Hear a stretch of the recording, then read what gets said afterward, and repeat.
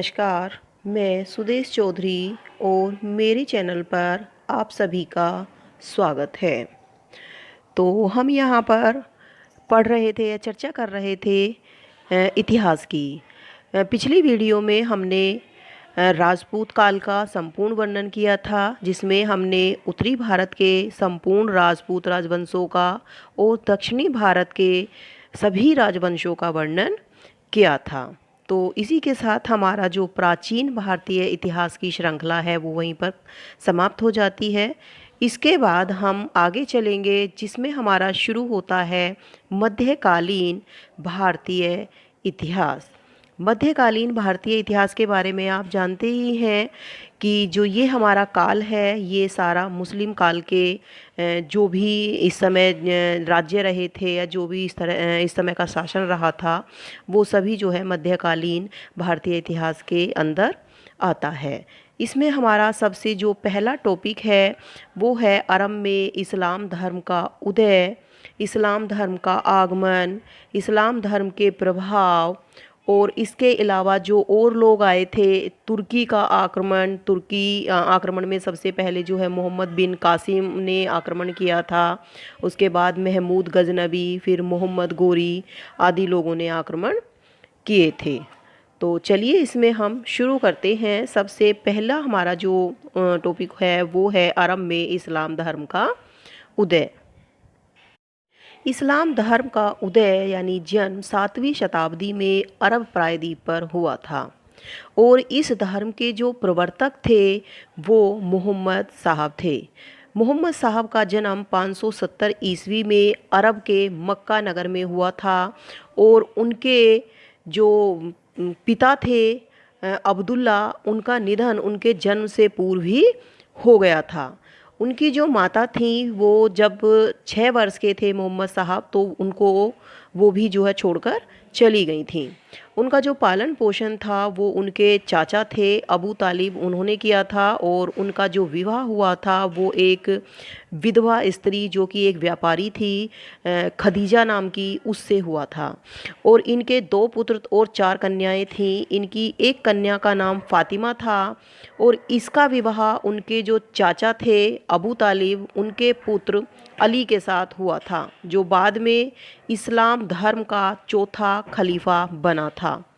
जब ये लगभग 40 वर्ष के थे तो मक्का के निकट एक गुफा थी हीरा नाम की।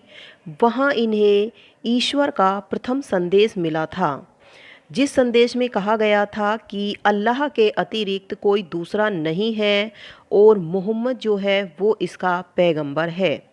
इन्होंने काबे में जो मूर्ति पूजा होती थी उसकी बहुत निंदा की, और इसी कारण जो वहाँ के काबे के लोग थे कुरैश कबीला के, वो इनसे बहुत अधिक नाराज़ हो गए, और जो इनके अनुयायी थे वो भी इनके जो है विरोध में आ गए, जिस कारण से इनको मक्का जो नगर था वो छोड़ कर के मदीने जाना पड़ा। यानी कि मक्का में इनका जन्म हुआ था, मक्का में ही इनको ज्ञान प्राप्त हुआ था, और लेकिन इनके जो विरोध की, जो मूर्ति पूजा का विरोध करने की जो एक वो थी, उसी के कारण इनको मक्का छोड़ने के लिए मजबूर होना पड़ा। 622 ईस्वी में इनके मक्के से मदीने तक की जो यात्रा थी वो हिजरत के नाम से जानी जाती है। यानी कि जिस समय इन्हें मक्का छोड़ना पड़ा तो ये मक्का छोड़कर मदीने की ओर गए, और मदीने की जो इनकी यात्रा है वो इन्होंने 622 ईस्वी में की थी, और उनकी इस यात्रा को हिजरत के नाम से जाना जाता है। और जो इस्लामी कैलेंडर है उसकी शुरुआत भी इसी समय से होती है, जिसका नाम रखा गया हिजरी संवत। मोहम्मद साहब के समर्थकों को मुसलमान कहा जाता है।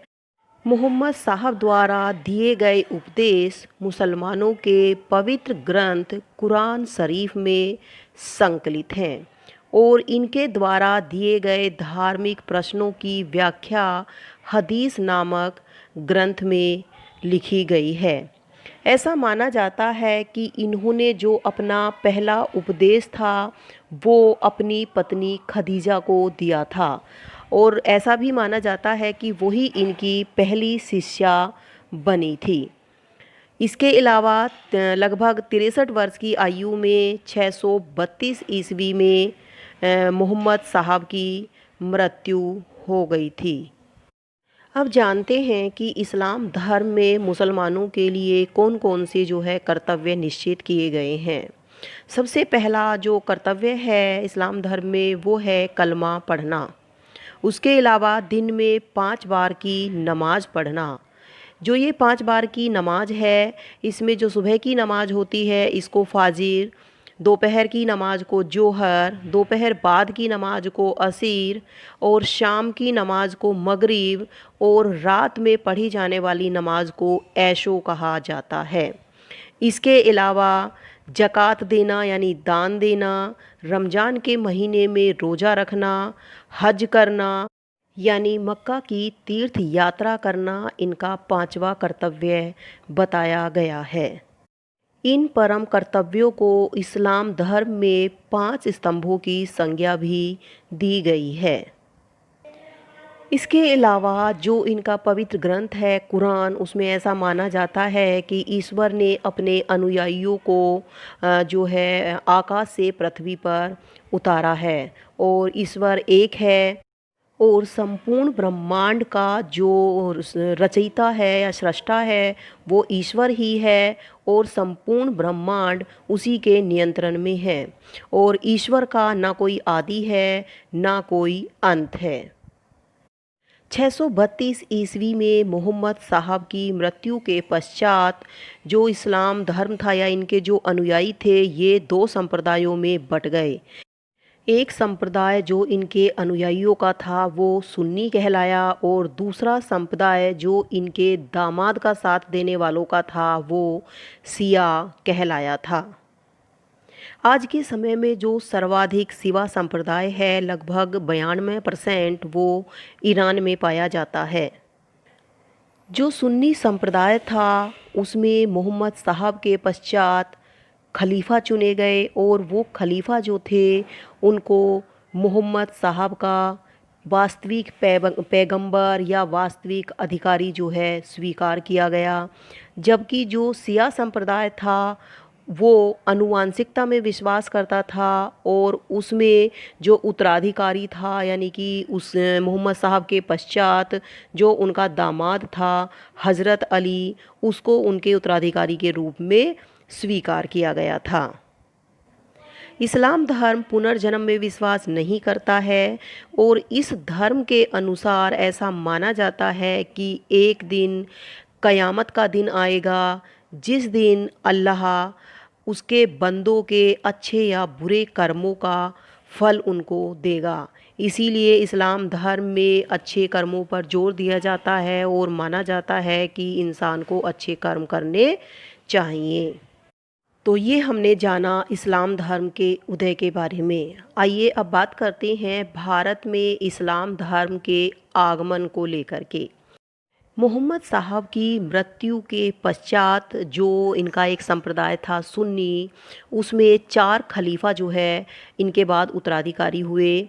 सबसे पहले था अबू बकर, उमर, उस्मान और अली। अली जो था इनका वो चौथा उत्तराधिकारी बना था और इन्होंने सीरिया, इराक, फ़िलिस्तीन, मेसोपोटामिया, फ़ारस आदि देशों पर मुस्लिम सत्ता स्थापित की थी। यानी कि जो इनके 4 खलीफा बने थे इन्होंने बाद में इन सब जगह पर मुस्लिम सत्ता स्थापित कर दी थी, यानी उन देशों पर अपना अधिकार कर लिया था। मोहम्मद साहब के पश्चात 5वां जो खलीफा बना था मुआखिया, इसने खिलाफत वंश की स्थापना की थी और इसी खलीफा के सेनापति हज्जाज बिन यूसुफ ने अपने दामाद मोहम्मद बिन को सिंध पर आक्रमण करने के लिए नियुक्त किया था, जिसको आप मोहम्मद बिन कासिम के नाम से भी जानते हैं। मोहम्मद बिन कासिम ने 712 ईस्वी में सबसे पहले सिंध के राजा दाहिर को परास्त करके सिंध और मुल्तान पर अपना अधिकार कर लिया था। इसने सिंध के लोगों पर जजिया कर लगा दिया था और उन्हें जीवन एवं संपत्ति की सुरक्षा देने का वादा किया था। अरबों ने सिंध में अनेक नगरों की स्थापना की थी और मंसूरा नगर को इन्होंने अपनी पहली राजधानी बनाया था। यहाँ अरबों ने अपने प्रदेशों को विस्तृत रूप से फैला लिया था और यहाँ पर इन्होंने वैवाहिक संबंध भी स्थापित करने शुरू कर दिए थे, जिससे सिंध में एक मिश्रित वर्ग का उदय हो गया था। तो ये था जो है सबसे पहले इस्लाम धर्म का भारत में आगमन, यानी कि सबसे पहले जो भारत में आने वाला इस्लामी था वो था मोहम्मद बिन कासिम। 712 ईस्वी में ये आया था और इसने सबसे पहले सिंध के राजा दाहिर के साथ युद्ध किया था और उसके पश्चात जो है सिंध और मुल्तान पर अपना अधिकार कर लिया था। अब जानते हैं भारतीय सभ्यता पर इस्लाम धर्म का क्या प्रभाव पड़ा, यानी कि इस्लाम धर्म जब यहाँ पर जो है स्थापित हो गया था तो यहाँ के लोगों की संस्कृति, समाज सब जो है किस तरह से परिवर्तित हो गए थे। जो हिंदू समाज के कुलीन वर्ग के लोग थे उन्होंने मुस्लिम वेशभूषा को अपना लिया था। जो उनका खान पान था, जो उनके सामाजिक रीति रिवाज थे, वो उन सब से प्रभावित हो गए थे और उन्हीं सारी रीतियों को उन्होंने अपनाना शुरू कर दिया था। और यहाँ के जो हिंदू विद्वान लोग थे उन्होंने अरबी और फ़ारसी भाषाओं का अध्ययन करना भी शुरू कर दिया था। अरबों ने सर्वप्रथम सिंध में दिहरम नाम के सिक्के चलाए थे। इसके अलावा जो अरबी लोग थे उन्होंने खजूर की खेती और ऊंट का पालन करना भी प्रारंभ यहाँ पर कर दिया था। आदि गुरु शंकराचार्य ने अपना अद्वैतवाद का जो सिद्धांत है वो इस्लाम धर्म के एकेश्वरवाद से ही ग्रहण किया था, यानी कि जैसे इस्लाम धर्म में माना जाता है कि ईश्वर एक है, संपूर्ण ब्रह्मांड का रचयिता जो है वो ईश्वर है, वैसे ही शंकराचार्य भी मानते हैं कि इस संसार में केवल एक ही सत्ता है जो कि ब्रह्म की सत्ता है और बाकी इस संसार में जो कुछ भी है वो सब कुछ मिथ्या है। इस समय में जो आक्रांता यानी जो आक्रमणकारी हुए थे उसके कारण यहाँ पर पर्दा प्रथा, बाल विवाह और जोहर प्रथा का प्रचलन भी शुरू हो गया था। अरबी लोग थे इन्होंने अनेक पुस्तकें भी लिखी थीं, जिनमें से प्रमुख थी अल फाजरी की किताब थी उल जिज। इसके अलावा उमर खय्याम ने ज्योतिष के नए पंचांग का भी आविष्कार किया था और इन्होंने रुवाई शैली में महारत हासिल किया था।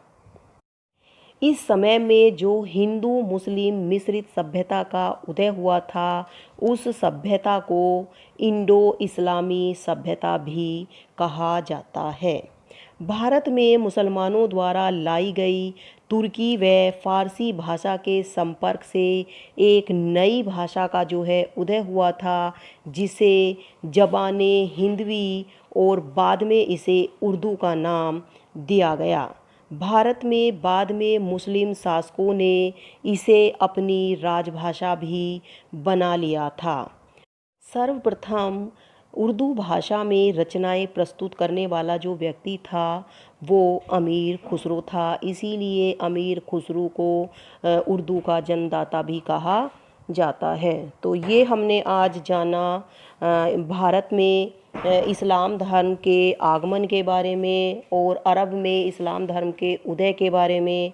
इसके अलावा जो भारत पर इस्लाम धर्म का प्रभाव पड़ा और उस प्रभाव के कारण यहाँ की सभ्यता, संस्कृति और जीवन के रहन सहन में किस प्रकार से परिवर्तन हुआ, इन सारी चीज़ों के बारे में हमने यहाँ पर वर्णन किया है।